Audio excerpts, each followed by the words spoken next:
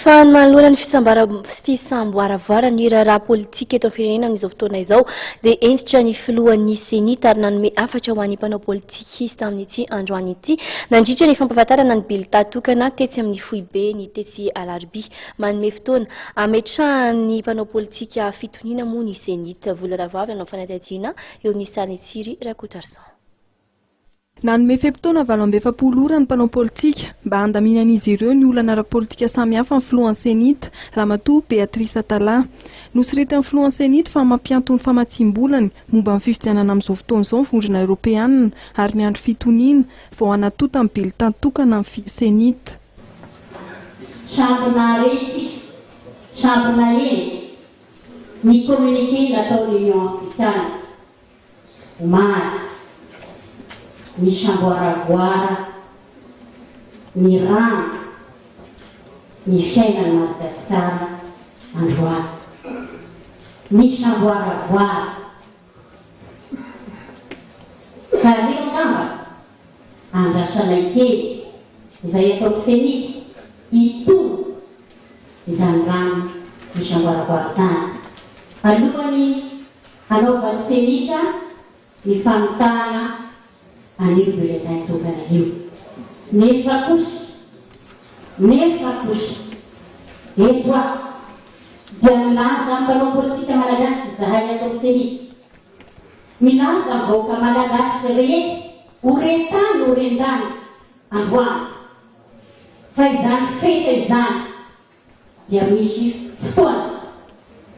fa tsy afaka iandry ela ny famitana an'izany bulletin tokana izany koa raiso ny andraikitrareo ny mpanao politika malagasy androany sy rahampitso nomeny senitanareo fa latsinay le 20 mai tsy maintsy tonga amin'ny campenary io matetika ny bulletin unika io raitazona ny fifidianana le 24 mai 24 juillet raha tiany Madagasikara ianareo androany raha tiany vahoaka malagasy 20 millions ianareo androany jerevy Madagasikara jerevy les 20 millions de Malgaches. Le 25 juin 2013 tonga eto Madagasikara zany bulletin tokana izany aroalefa eny amin'ny bureau de vote tsirairay avy voany izay amin'ny ara teknika rehetra tony place Côte-d'Ivoire tsy afaka mandeha rery kosa nefa ny senita tsy natory hatramin'ny maraina ny telefony azo na avy any France na avy any Union Européenne izay mampiaka ny famatsiam-bolany ny senita sy ny fandarahana ankehitriny nefa na izany azy tsy kivy izay fa hiezaka kosa mbola andeha tsy hiaroly fa hiaro ny processus électoral de Madagasikara koa dia angamba ampiamany ny fantanitsika izay teny napetraka izay apetrakay eo aminareo mpanao politika malagasy apetraka ny vahoaka malagasy apetraka ny senita